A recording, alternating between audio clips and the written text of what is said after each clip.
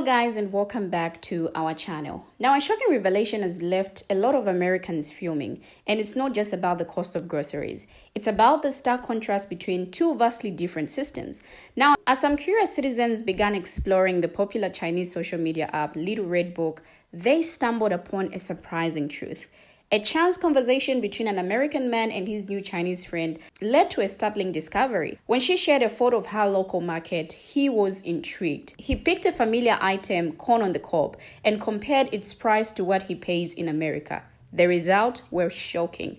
Now, this eye-opening moment has sparked a wave of outrage and curiosity. If communism is supposedly inferior to capitalism, then why do the Chinese seem to be getting a better deal? As one speaker poses this important question, why can they get more groceries for less money? Now, as we take a look into this fascinating discussion, we'll explore the grocery hauls of Chinese citizens on Little Red Book and examine the underlying systems that have led to such a stark disparity. So with that said, let's get into the videos. I will be right back. Hey, US government, you have some explaining to do. So I downloaded the Little Red Book and I made a new bestie. We were just talking about the differences and similarities between China and the US, and she ended up going to the market and sent me a picture of her local market. I picked what was familiar to me and what I knew, and that was corn on the cob. I seen that 1 kilogram, which I found out was 2.2 pounds, was 6.90 yen. So I went on Google because it's free, right? And I looked up to see what would that be in US dollars. 94 cents. 94 cents. What would it be here in America, you might ask? When you do the math, $7. Is this what they don't want us to know? If communism's so bad, why can they get more groceries than us for less money? Seriously, go check out the grocery hauls on Little Red Book. Cause like, if we've really got the better system over here, why are they so much better off than us? Listen, so I somehow made it onto Chinese grocery haul TikTok. And all I've got to say is communism isn't looking so bad. You know? I'm like, is this how you guys shop in China for food? Give me some communism. Okay, so I'm seeing everyone go over to RedNote and they're starting to see the Chinese grocery hauls, like how much average folks can afford at the grocery store, and not just how much, but like how high quality the food is. I really can't help but think of Boris Yeltsin's trip to the United States in 1989, just after the wall fell. He went to a grocery store somewhere in New Jersey or the Midwest, and he saw the amount of food available, the crazy diversity, and how cheap it was. And he leaned over to the person next to him, I think it was George H.W., and said, if the Russian people saw this, they would riot. So I went to check out the grocery hauls in Xiaohongshu, and I am going to report my findings. Convert it into US dollars. That's $1.16, 40 cents, 78 cents, 41 cents, 80 cents,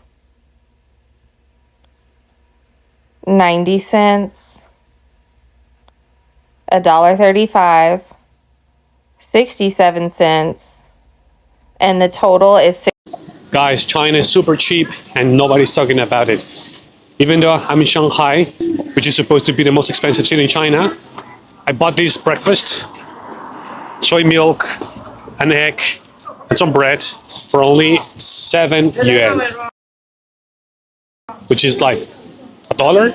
Can you imagine having breakfast for only $1? Crazy thing.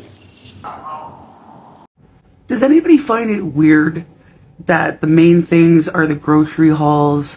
Everybody seems to have found a friend in China. And how did they find RedNote in the first place? Also, before you get excited, you'd have to save a whole bunch of money here or in the States and then go to China. Because unless you're a software engineer or a highly skilled person, and they have a lot of them, you're going to be a general laborer. And that will put you in the exact same place you are here. Actually, maybe less, depending on how much. Because that's $370 a month. So yeah, China's cheap for us to go there, not to be born and live there. And that's why parents are like, school, school, school. I just find it kind of weird. For people who are all original and don't want a main narrative, everyone seems to have the same script and narrative. Does anyone else know the phrase controlled opposition? Like, just last week, I saw a video where the China's like, we were wrong. So, not surprising, they're like, come to China. Live here. We're good. Nothing against China. Hey guys, I just find it weird. Also, have you tried using Red Book? I'm not learning Mandarin, it's hard. Good luck though. You will not believe it. Now, I've been really following this situation with a TikTok ban, and I've gone over to Red Note to see what's going on and back and forth because I'm trying to see what's going on. So I have seen quite a few videos because apparently over 100 million Americans have shifted over to Red Note. And here's the thing about propaganda, because Americans believe that America is the best place on earth, and now they've gone over to Red Note, and they're just seeing regular Chinese people posting videos about shopping, grocery shopping. And I've just seen videos of quite a few Americans talking about just how shocked they are at Chinese people being able to afford food, especially vegetables and stuff, because apparently people in America cannot afford food. And this is one thing that shocked me greatly when I was in America, that I wanted to buy a wholemeal loaf, and that was nearly $10 for a wholemeal loaf of bread. 5 apples were $10.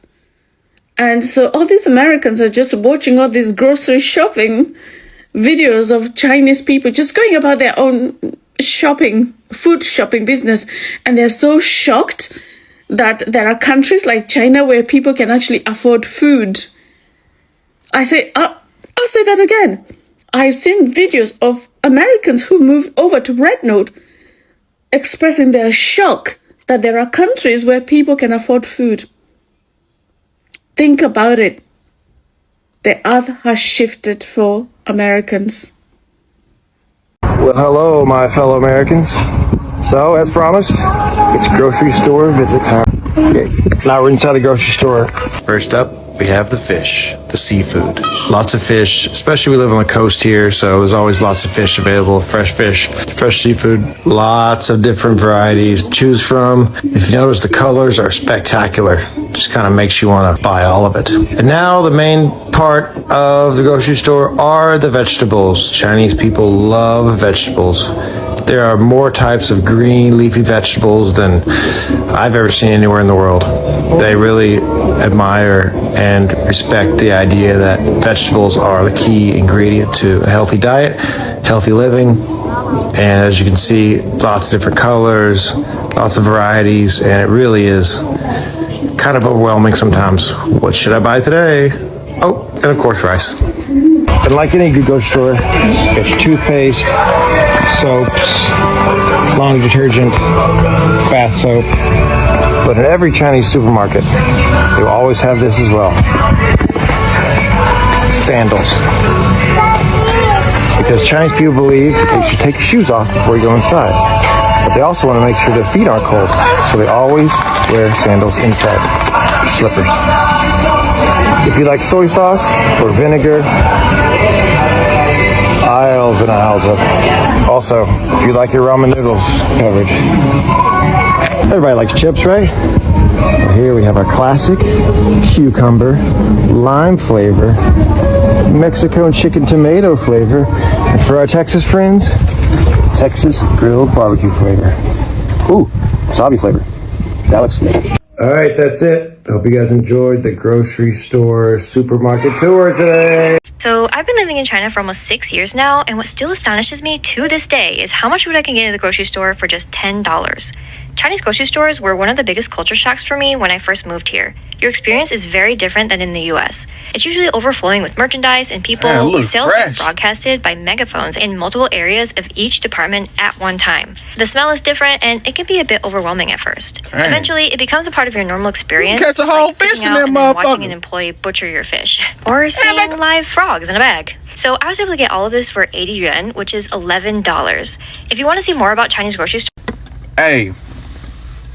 Hey, y'all seen that? Y'all seen Shawty get them fresh veggies? Shawty got them fresh fish, scaled it in the goddamn store there. Hey, man, y'all told me China was bad. Y'all told me China was bad. Hey, if I could get my groceries for $10, give me some communism. We need some communism, all right? If I can get groceries for...